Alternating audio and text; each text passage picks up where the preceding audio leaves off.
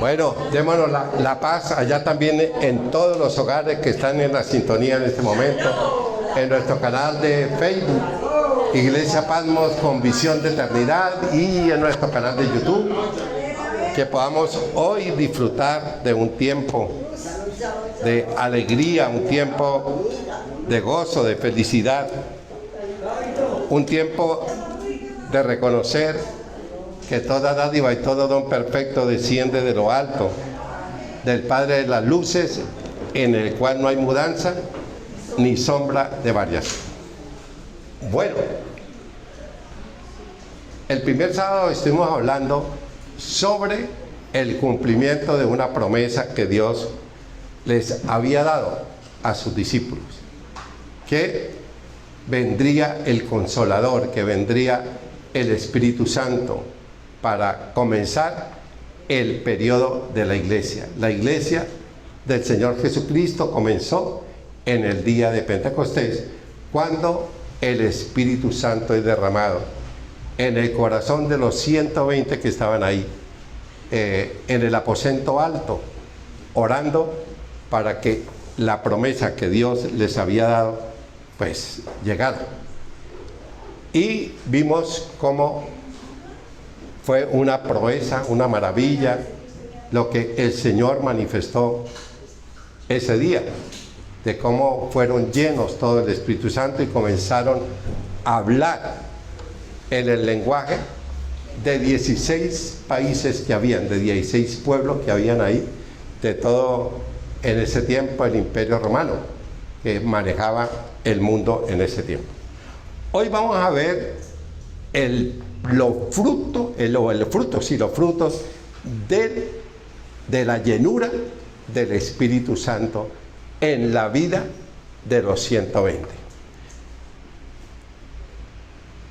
Hechos 2, del 14 al 36 vamos a compartir hoy.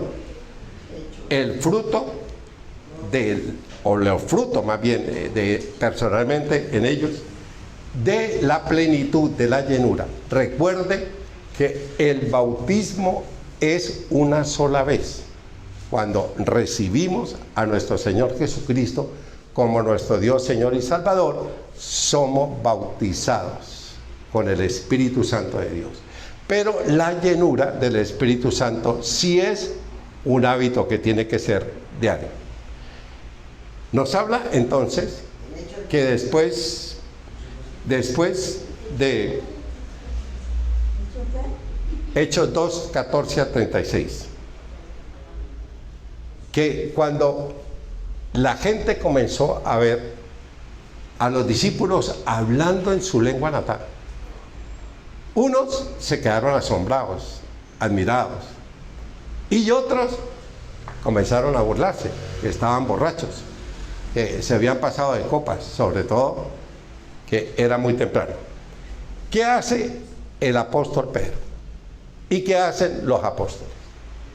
El cambio radical de la vida de ellos. Cuando el Señor les habla ahí en la última cena, ellos se quedan muy tristes, se quedan en un sentido de orfandad, de soledad. Y cuando el Señor muere en la cruz, pues imagine, se acabó la esperanza, se acabó todo, estaban encerrados, llenos de miedo, de pánico, con una incredulidad pero tremenda, cuando les dijeron las mujeres que había resucitado el Señor. Eso es una locura, ¿cómo se te ocurre que haya resucitado? Estaban tristes, llorando, deprimidos, angustiados, miedosos, tenebrosos, allá en una desilusión tremenda y en una tristeza profunda, porque su esperanza se había fugado, se había ido, lo habían matado de una manera cruel.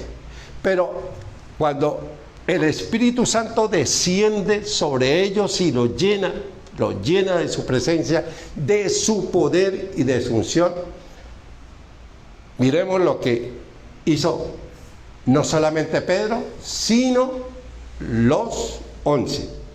Entonces Pedro, poniéndose en pie con los 11, alzó la voz y les habló diciendo, poniéndose en pie, alzó la voz con autoridad, con una valentía, con un valor que ellos no tenían, porque estaban muertos del miedo, asustados, turbados, confundidos, testarudos, una dureza de corazón terrible, porque no creían en la resurrección de Cristo.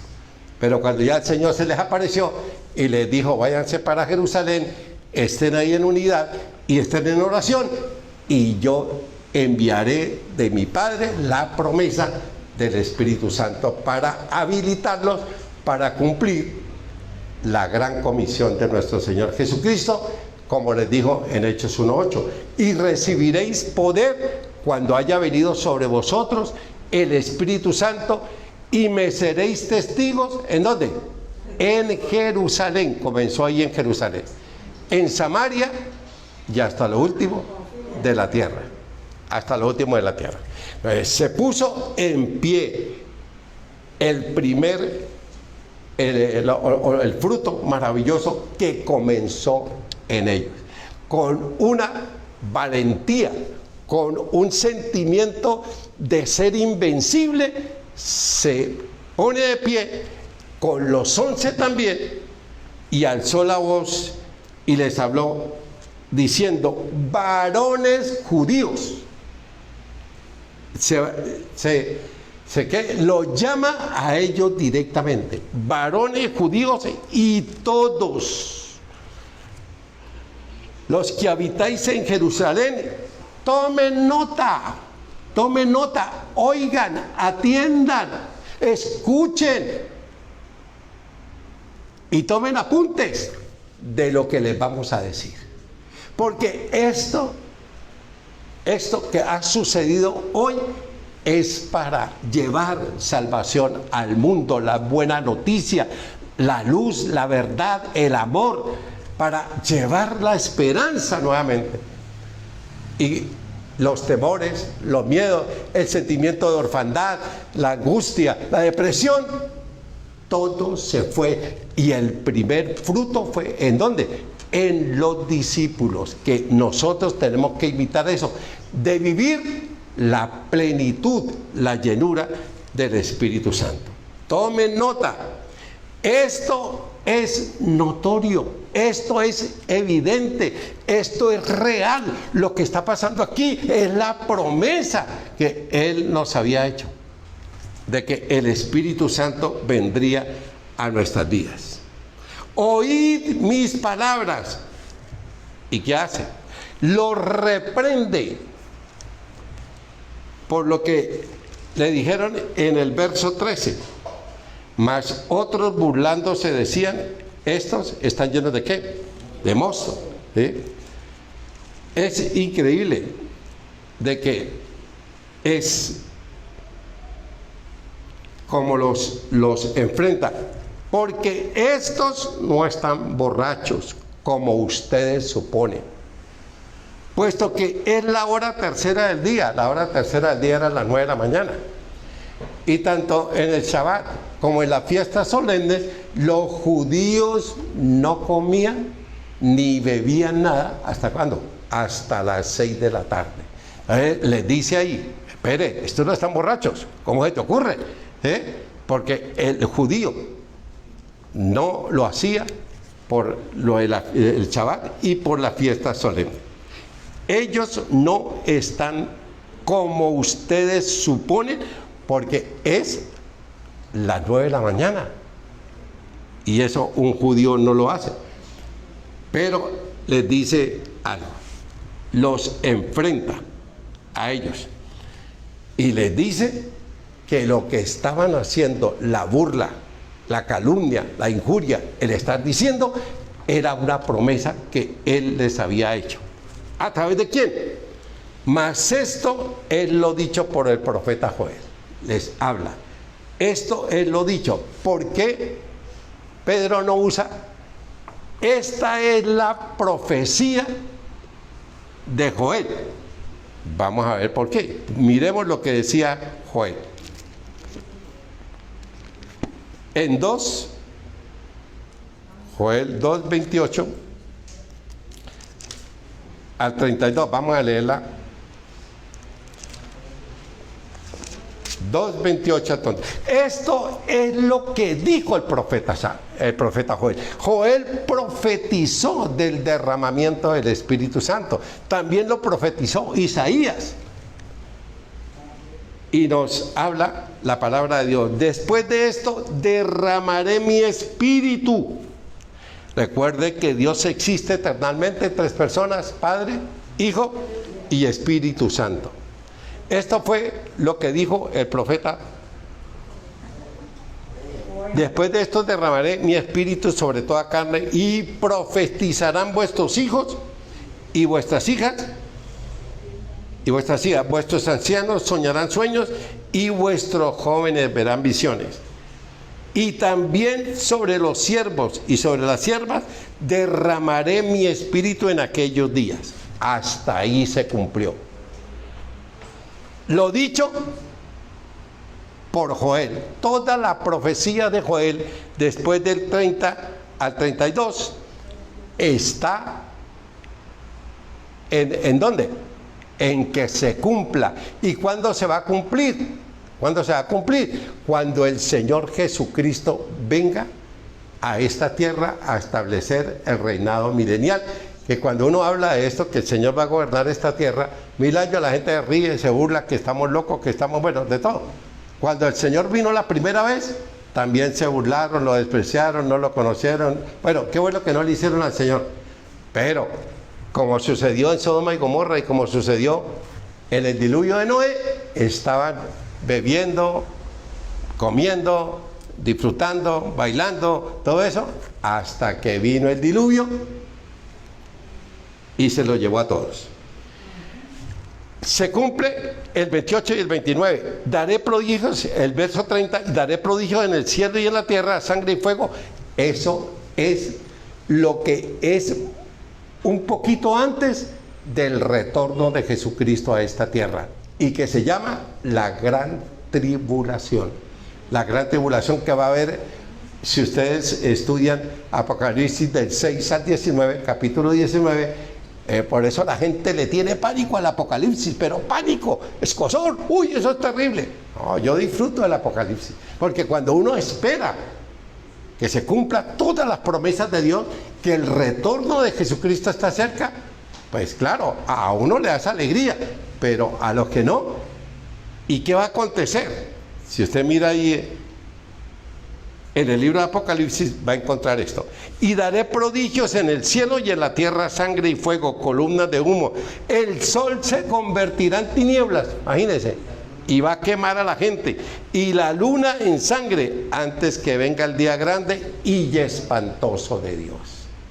Eso fue lo que profetizó el profeta Joel. Y Pedro, ¿qué hace? Con una inspiración, iluminación, con esa plenitud, con ese poder, con esa fuerza, con esa autoridad, se para, ungido por el poder del Espíritu Santo, a predicar esta verdad. Y esto es lo que hoy estamos viviendo, la época de la historia, cuando el Espíritu Santo se derrama y comienza el periodo de la historia que va desde Pentecostés hasta el rapto, el arrebatamiento, que es lo que esperamos nosotros. Entonces, el cumplimiento está entre la primera y la segunda venida de nuestro Señor Jesucristo. Y volvamos a leer en el 17. Y en los postreros días, dice Dios, derramaré de mi espíritu sobre toda carne, y vuestros hijos y vuestras hijas profetizarán, vuestros jóvenes verán visiones, y vuestros ancianos soñarán sueños. De cierto, sobre mis siervos y sobre mis siervas en aquellos días derramaré mi espíritu y profetizarán. Hasta ahí. Ahora, aquí hay algo bien interesante de resaltar. Y es que el apóstol Pedro se levanta con autoridad, con una voz de trueno, con certeza, con seguridad, con confianza, Pero hay algo bien interesante en esto. Es que a pesar de la llenura del Espíritu Santo, ¿qué hace? Coge las Escrituras, toma las palabras de Dios y comienza a dar su sermón pentecostal basado ¿en dónde? En la palabra de Dios. Mire que nada hay por encima, nada hay por encima de la palabra de Dios. Él podría haber comenzado a hablar de otra cosa, pero ¿en qué se basa? En la palabra de Dios, en lo que estaba escrito de la profecía con respecto al derramamiento del Espíritu Santo. Eso que le quede claro. Y por eso es importantísimo que un sermón hoy esté basado en la palabra de Dios. No esté basado en lo que la gente cree, en la motivación, en la psicología, en el humanismo, en tantas cosas que agradan y que entretienen a la gente, pero no les comparten la verdad de la palabra de Dios. Verso 21. Y todo aquel que invocare el nombre del Señor será salvo. ¿De qué estamos hablando? Que el sol se convertirá en tiniebla, la luna en sangre y todo eso. Que hasta esa hora, ahí, en la gran tribulación, en esa hora, que es una hora de justicia, un tiempo de justicia y un tiempo de castigo, todo aquel, en ese momento, cualquiera que reciba al Señor Jesucristo como Señor y Salvador, ¿será qué? Será salvo, porque Dios no quiere que nadie se condene. Dios no quiere que nadie se pierda. Ese es el amor de Dios para con la vida de cada uno de nosotros. Verso 22. Varones israelitas, oigan la palabra de Dios, oigan la verdad de Dios para que cambie, para que transforme, para que sean libres. Conoceré la verdad. Y la verdad me hace libre de tantos traumas, taras, me hace libre de cualquier engaño, de cualquier mentira, me hace libre para discernir si me están hablando la verdad de Dios o no. Jesús Nazareno, varón aprobado por Dios entre vosotros, con las maravillas, prodigios, señales que Dios hizo entre vosotros. Dios confirmó a través de nuestro Señor Jesucristo, como varón aprobado, que el Señor era el Mesías. ¿Por qué? Porque todas las señales, prodigios, maravillas que el Señor hizo, certificaban que Él era el cumplimiento de todas las profecías que había en el Antiguo Testamento y que se cumplieron en Él. Y lo que Él hizo, ¿y qué hizo el Señor? ¿Qué hizo? Sanar al leproso, darle la vista a un ciego de nacimiento, levantar a un cojo, movilidad reducida, ¿es que se dice ahora? Movilidad reducida, al leproso, a los leprosos, a la mujer de flujo de sangre. Resucitó ¿a quién? A la hija de Jairo, a Lázaro y a la viuda, al hijo de la viuda de Naín. Y sanó a la suegra de Pedro, sí, por eso fue que Pedro lo negó, por haberle echado maldad de sanarle a la suegra. No, mentira, vivan las suegras pero bien lejos. No, mentira. Es realmente interesante. Varón aprobado por Dios. El Señor Jesucristo es el modelo para nosotros imitar, para nosotros seguir. Es el ejemplo de que todo lo que hizo, lo hizo para glorificar a Cristo, a Papá Dios en esta vida, y para traernos a nosotros dos cosas: vida y perdón. Vida y perdón. Prodigios y señales que Dios hizo entre vosotros por medio de Él, como ustedes saben, como ustedes lo vieron. Recuerde los milagros, que también sanó a mucha gente, de espíritus inmundos, de endemoniados, que liberó a mucha gente. ¿Qué más hizo el Señor? Que 2 veces con los discípulos en el mar de la Galilea, uno cuando iba caminando por las aguas y 2 cuando se levantó una tormenta, los mismos discípulos entraron en pánico y dijeron: ¿quién es este? Que hasta el viento y la mar le obedecen. ¿Quién es este? Y cayeron de rodillas delante de Dios y lo adoraron delante del Señor Jesús. Todas esas maravillas fue la que el Señor hizo. Verso 23. A Jesús, entregado por el determinado consejo y anticipado conocimiento de Dios, prendieron y mataron por manos de inicuos, crucificándole. Y aquí viene pues algo bien interesante aquí. Y es que Dios, Papá Dios, desde la eternidad, Dios predeterminó que el Señor Jesús moriría en una cruz, en una muerte, para expiar, para propiciar y para traer la redención, el perdón a nuestras vidas. El Señor fue el que determinó eso, Dios Padre.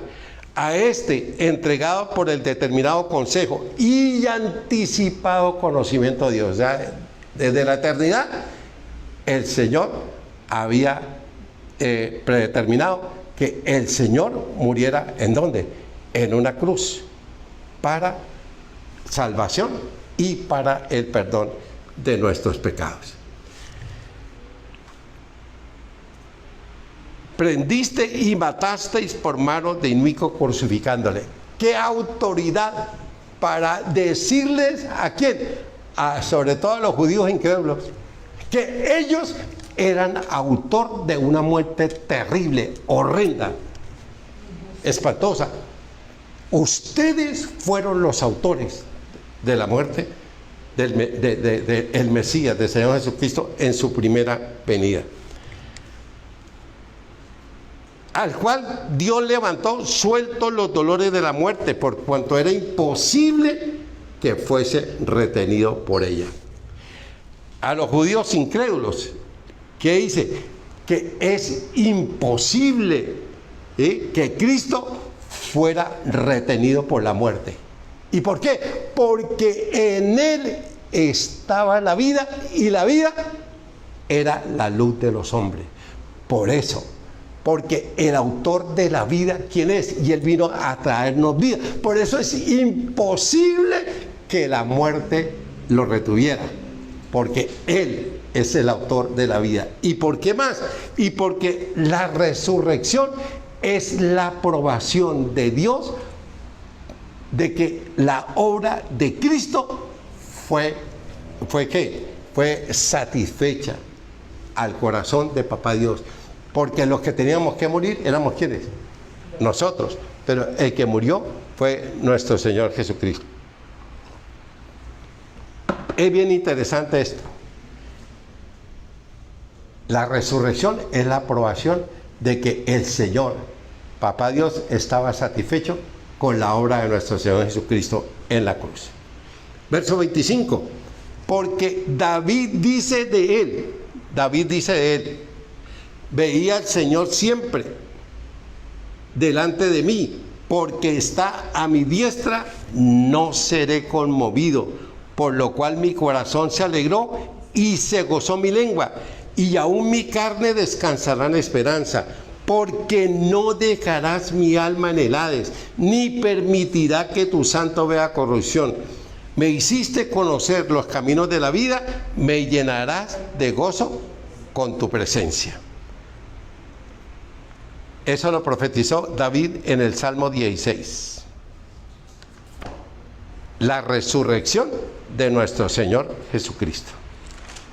Del 8 al 11. Repite lo mismo. A Jehová he puesto siempre delante de mí.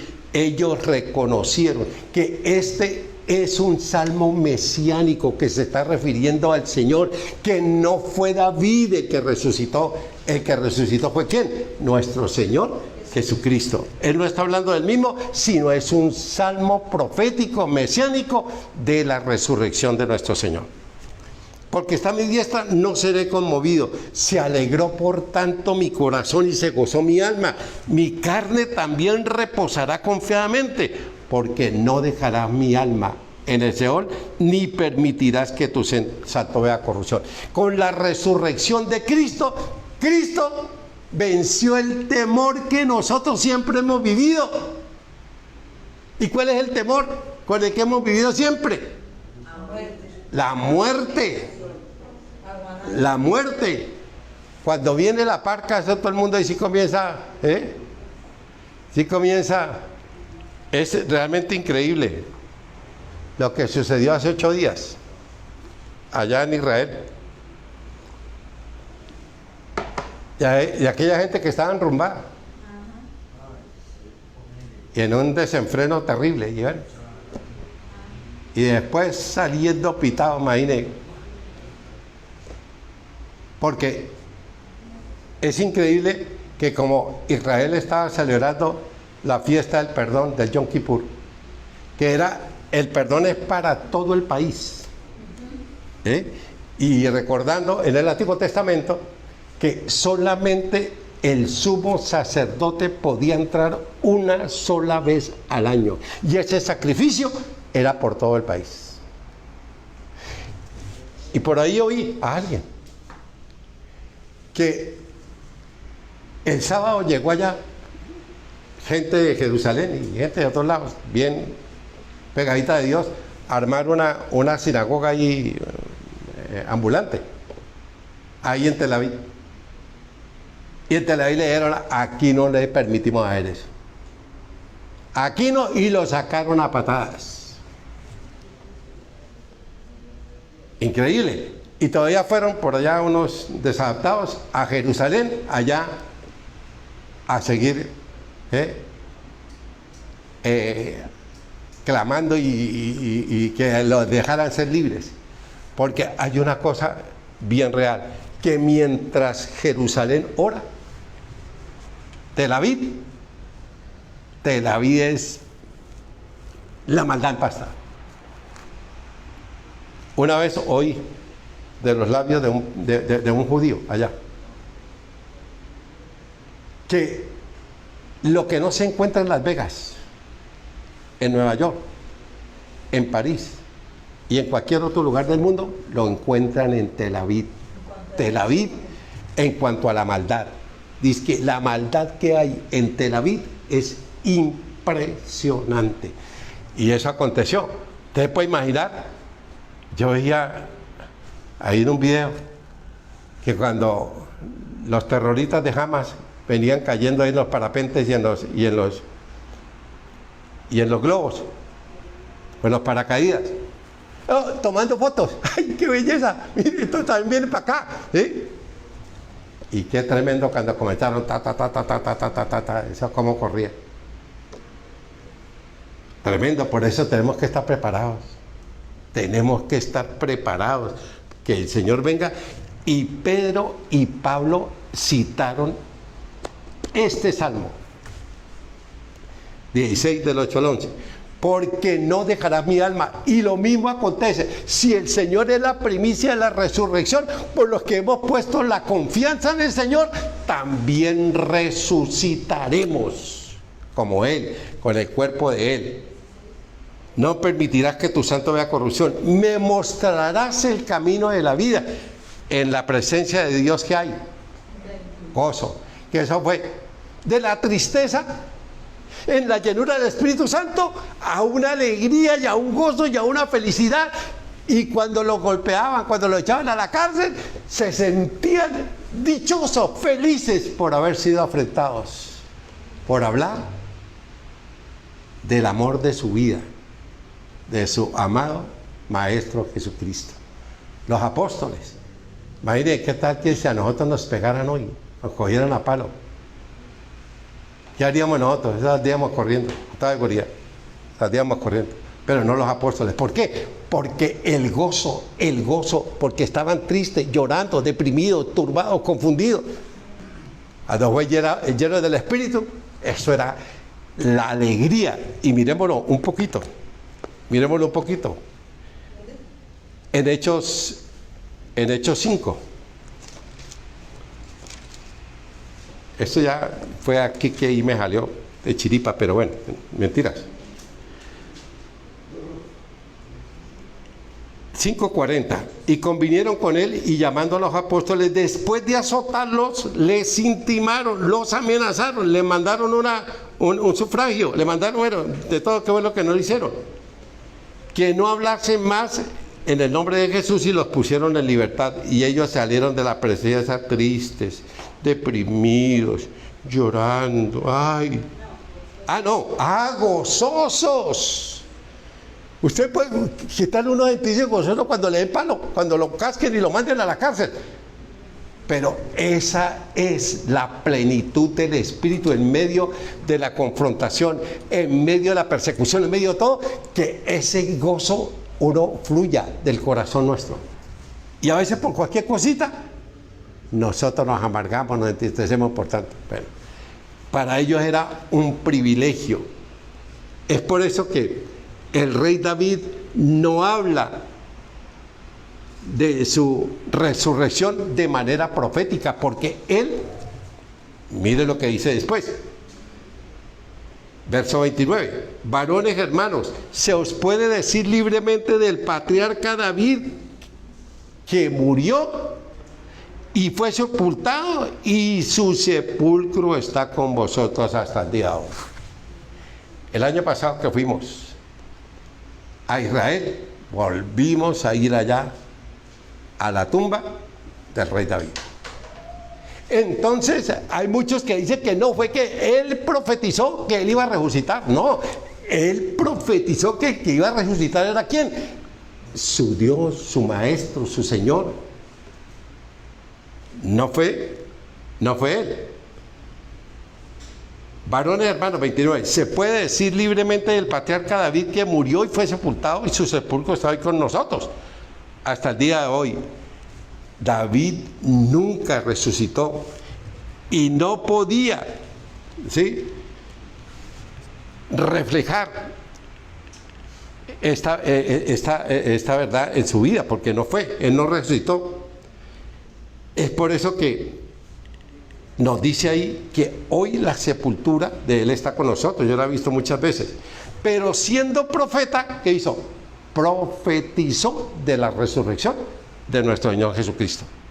Y sabiendo que con juramento Dios le había jurado que de su descendencia, en cuanto a la carne, levantaría a Cristo para que se sentase en su trono.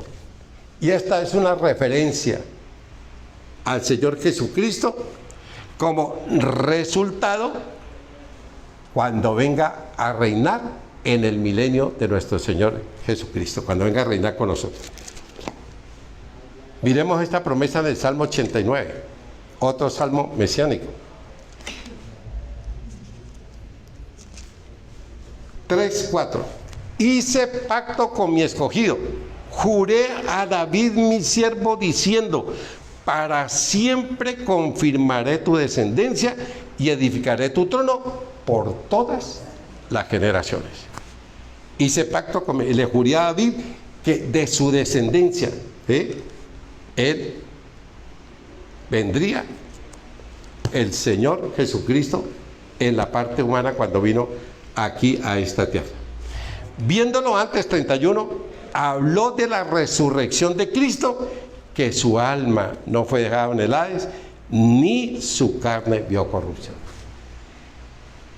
Y esto que nos tiene que llenar a nosotros de una gratitud, de un compromiso, que nosotros tenemos la certeza, la convicción, la seguridad, que como el Señor fue la primicia de la resurrección, que nosotros también resucitaremos. Que nuestros familiares que han partido y que se fueron con Jesucristo en su corazón están vivos en la presencia de Dios. ¿Y cómo están vivos? En espíritu y alma. El alma es la que me define a mí como persona. Mi espíritu es el que me permite comunicarme con Dios. ¿Qué fue lo que quedó en esta tierra? Esto, porque al polvo eres y al polvo volverás. Y en el momento del arrebatamiento, los que estemos vivos o los que estén vivos, en el momento del rapto, nosotros moriremos e inmediatamente resucitaremos. E iremos a un evento que la iglesia lo desconoce totalmente, que llama el Tribunal de Cristo. Y cada uno entregará cuenta de ese día. Cada uno ya desfilando. Porque la obra es la que va a ser evaluada. Y allá se pondrá de manifiesto qué fue lo que hicimos para glorificar a Cristo y qué fue lo que hicimos para glorificar nuestra carne. Y ahí vendrá la recompensa. A este Jesús resucitó Dios, dice en el verso 32, de los cuales todos nosotros somos testigos.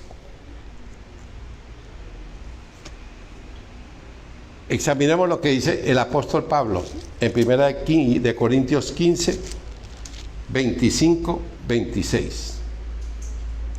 Porque preciso es que Él reine hasta que haya puesto a todos sus enemigos debajo de sus pies. Y el postrer enemigo que será destruido es que es la muerte. Es la muerte. 1 Corintios 15, 25, 26. Porque Él resucitó y venció la muerte, porque Él es el autor de la vida.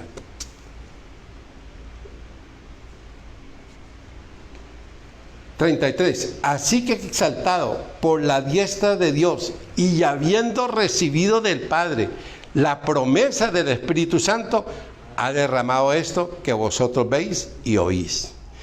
¿Cuándo vino la plenitud del Espíritu Santo? ¿Cuándo fue Pentecostés? Después de la resurrección, 40 días les estuvo otra vez enseñándoles lo que les había enseñado en 3 años y medio. Pero después ascendió ¿a dónde? A los cielos. Miremos ahí, atrasito en el capítulo 1, versos 10 y 11.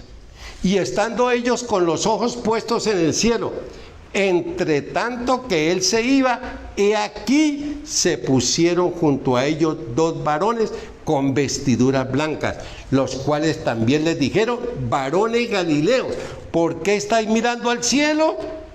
Este mismo Jesús que ha sido tomado de vosotros al cielo, así vendrá como habéis visto ir al cielo. Ellos fueron testigos oculares de 2 cosas maravillosas: de la resurrección y de la ascensión. Por eso es realmente fabuloso que ellos fueron testigos oculares de esos 2 eventos. Y a raíz de eso, no los hicieron desistir a pesar de la persecución. Y recordemos que 11 discípulos fueron asesinados. ¿Por qué? Porque se sostuvieron que Jesús era Dios y que Él había resucitado. Por eso lo mataron. Y al único que quedó con vida y que murió de viejito, ¿quién fue? Juan. ¿En dónde? No en la iglesia, no en la isla de Patmos, sino Juan murió en la iglesia de Éfeso, que queda hoy en Turquía. Qué bendición la que nosotros tenemos. Así es. De que hoy nosotros no seguimos una fábula ni un cuento. No seguimos a profetas muertos. Nuestro profeta, sacerdote, Cordero de Dios, está en nuestro corazón, vive en nuestro corazón, porque mi cuerpo es templo del Espíritu Santo. Así que exaltado, 33, por la diestra de Dios y habiendo recibido del Padre la promesa, ha derramado esto que vosotros veis y oís. Esto no es un cuento, esto es una verdad. El Espíritu Santo ha sido derramado en nuestros corazones por el Espíritu Santo que nos fue dado.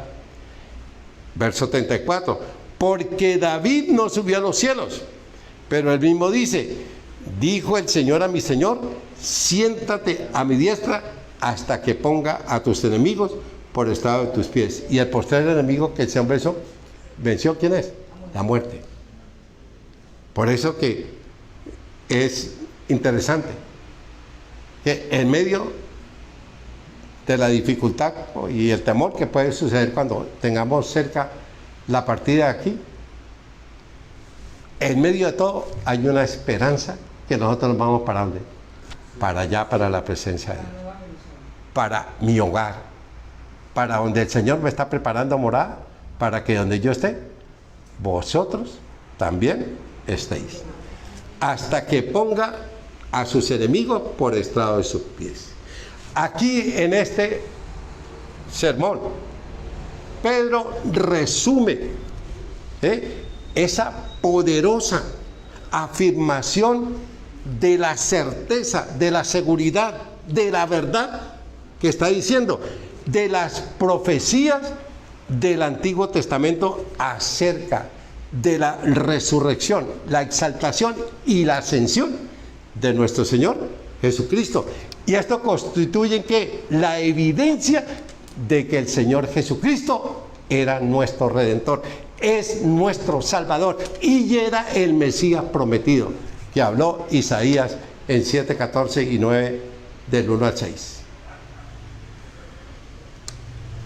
Verso 36, terminemos. Sepa pues ciertísimamente toda la casa, ciertísimamente, sin duda, sin incredulidad, sin estar uno claudicando entre dos pensamientos. Sepa ciertísimamente toda la casa de Israel que a este Jesús, a quien ustedes mataron, oiga, ¿qué tal el valor? La fuerza, el poder que era lo que estaba arriesgando el Pedro, la vida. Estaba arriesgando la vida. Pero es que hay una cosa que a uno le tiene que quedar clara. Los números nunca son mayoría. La mayoría realmente se obtiene de parte de quien está Dios. Y no le tuvieron miedo. Y había 3.000 ahí que estaban escuchando el mensaje. Sepa pues ciertísimamente toda la casa de Israel que a este Jesús. Ahora, Pedro, ¿qué es lo que estaba hablando? Con autoridad. Primero le hace un recorrido quién fue Jesús, después la profecía y lo que ellos eran testigos que a Jesús lo habían crucificado. Sepa ciertísimamente que a este Jesús a quien vosotros crucificaste, Dios le ha hecho Rey de Reyes y Señor de Señores. Y ellos estaban hablando. No que lo que le contaron, lo que oyeron, lo que esto, no. Los testigos oculares de la resurrección y de la ascensión de nuestro Señor Jesucristo. Y del verso 37 al 42 lo estaremos viendo el próximo sábado. Ahí les adelanto, una predicación ungida penetra lo más recóndito de nuestro corazón y nos lleva a la convicción de que estamos perdidos y que necesitamos un Salvador. Al oír esto se compungieron de corazón y dijeron a Pedro y a los otros apóstoles: oiga, hermano, ¿qué hay que hacer? Pero eso lo veremos el próximo domingo. Bueno, pongámonos de pie y démosle gracias a Dios.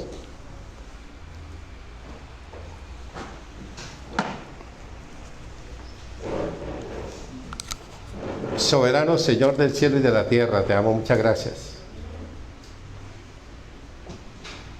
Ahora, Señor, mira nuestros corazones y concede que esta palabra caiga en buena tierra y produzca el fruto al cual tú la has enviado. Oh Dios, cuánto necesitamos la plenitud de tu Espíritu, la llenura. Oh Dios, nosotros caminamos más en la carne que en el Espíritu. Pero yo te suplico hoy, Papá Dios, que tú estás escuchando esta predicación, que esa plenitud que nos permita abrevarnos del torrente de tus delicias, que tú en el último y gran día de la fiesta te pusiste en pie y dijiste: el que tenga sed, venga a mí y beba. Yo tengo mucha sed de ti, mi alma tiene sed de ti, mi carne te anhela en tierra seca y árida donde no hay agua, para ver tu poder, ese poder que transforma, que cambia, transforma, nos toma el control absoluto de nuestra vida, dulce Espíritu Santo. Hoy, derrámate hoy. Produce un Pentecostés personal en nosotros. Espíritu Santo, sopla, sopla. Que ese fuego hoy queme nuestros corazones y que produzca el fruto que tú hiciste ahí, dulce, consolador, en Pentecostés. Saca de nosotros la dureza del corazón. Oh Dios, el miedo. Este fue el mismo Pedro que negó al Señor ahí en el huerto de Getsemaní. Y después, allá en la casa del sumo sacerdote, lleno de miedo, testarudos, incrédulos, turbados, confundidos, viviendo una depresión, una tristeza, llorando, una soledad, un abandono, una orfandad.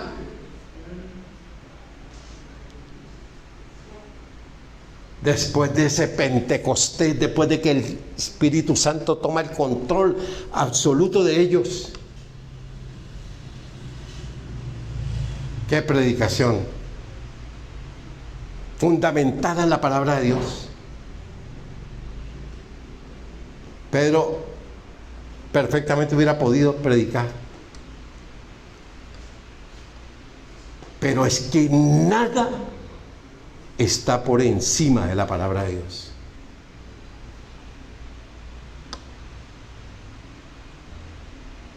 Y claro, ungido.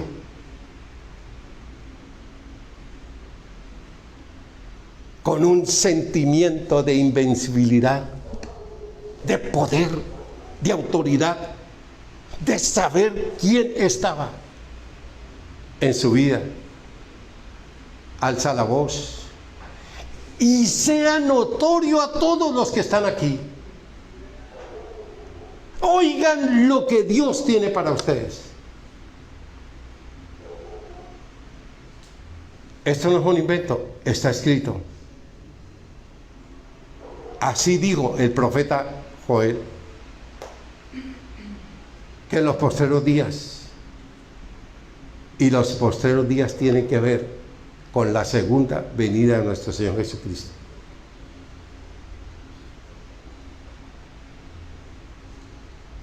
Dios derramará el Espíritu.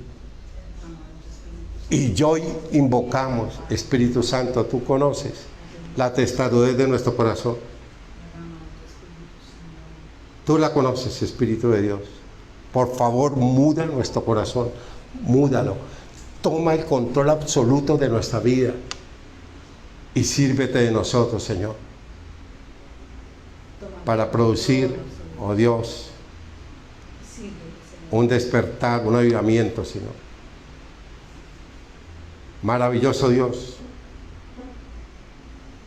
Así con esa autoridad de Pedro. Varones, hermanos, oídme.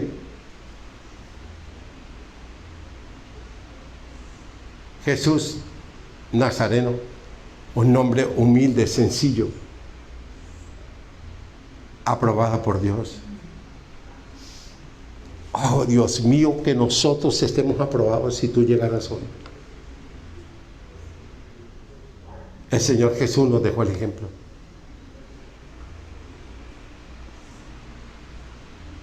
Sepa ciertísimamente la casa de Jerusalén y la casa de Israel que este es el Mesías, este es el Salvador.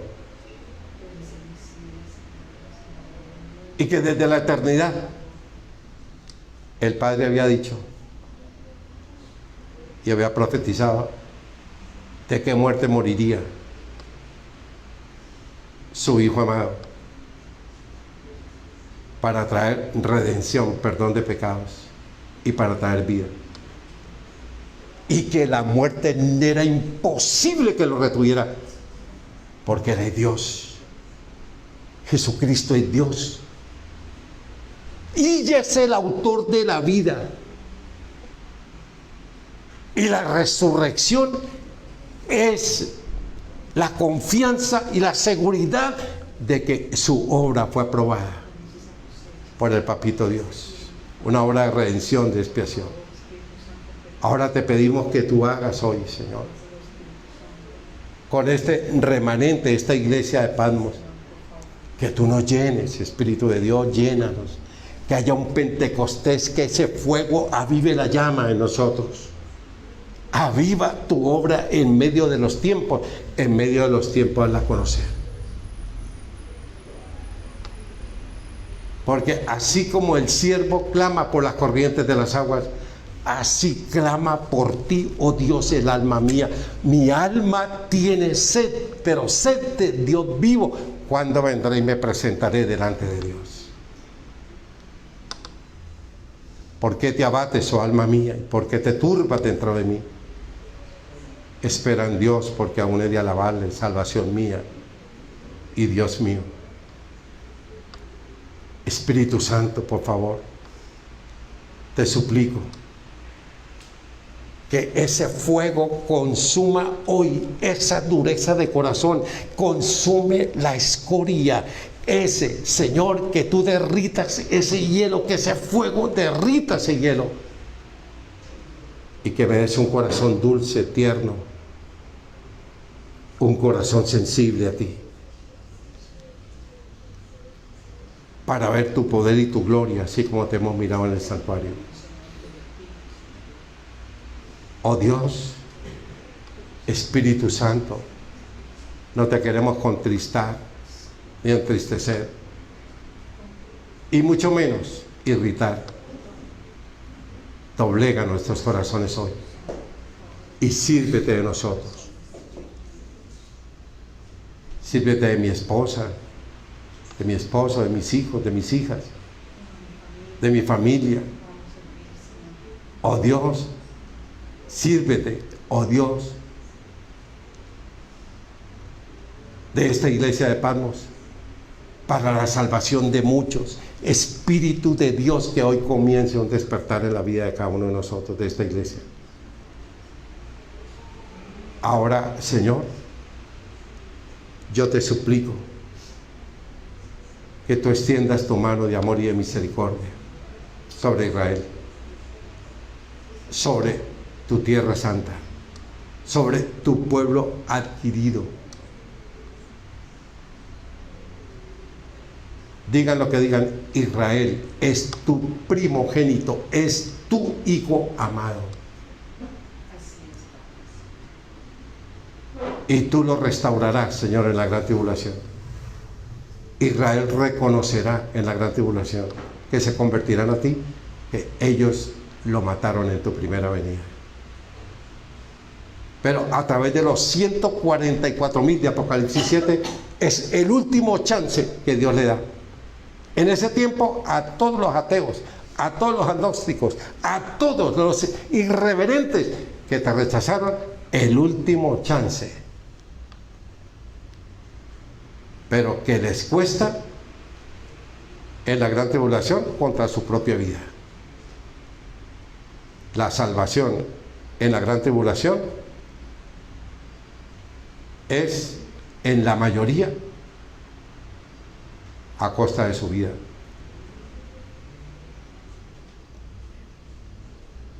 Que las huestes espirituales de maldad comandadas por el pervertido diablo harán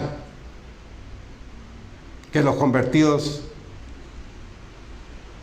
nieguen al Señor como Dios y Salvador.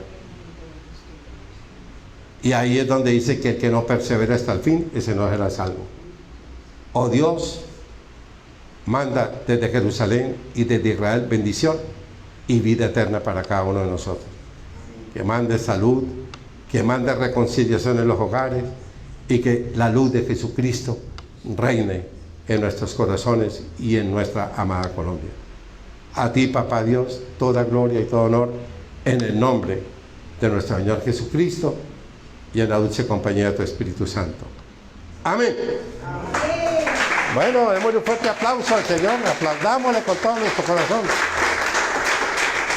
Bueno, a todos los que estuvieron ahí en nuestro canal de nuestro Facebook y a los que están en YouTube, que Dios me los bendiga, que derrame abundantes bendiciones, que compartan esta predicación y que sigamos creyendo que veremos la bondad de Dios en esta tierra.